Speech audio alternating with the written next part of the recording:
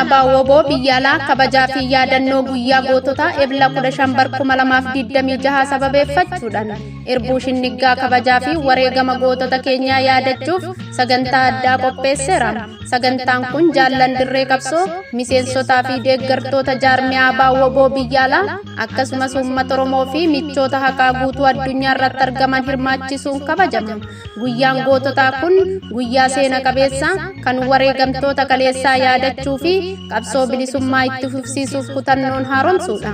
Irbuu shinnigaa yaadachuun seenaa fi aarsaa gootota keenyaa hubachuun fuuldura qabsoo keenyaaf murteessaadha. Kaayyoon wareegamtootaa nu dura jira, nutis karaa isaan jalqaban irratti ciccinee itti fufna. Kanaafuu miseensotaa fi deeggartoonni keenya akkasumas uummanni bal'aan addunyaa mara irratti argamtan guyyaa kana kabajaa fi ulfinaan yaadachuuf gootota kaleessaa kabajaa fi gootota irraa ammoo diinagdee yaada fi hirmaannaa qabatama ta'een tumsuuf akka of qopheessitan waamicha keenya dabarsina. Irbuu shinnigaa yaadachuun qabsoo bilisummaa Oromoo keessatti bakka olaanaa qaba. Kaayyoo wareegamtootaa irra jirra, karaa irraa hin maqnu, mana warra gumaa hin dhaqnu. Kun dhaadannoo keenya itti fufiinsan jabinaa fi waliigalteen itti fufna.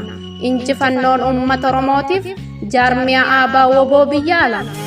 Dula bobbadina meeqarraafne jalata woboo fi qeerroon as geenye irbaata rasaasaa warri ta'ee dabre osoo jiraataniif garaan na aare irbaata rasaasaa warri ta'ee dabre osoo jiraataniif garaan na aare.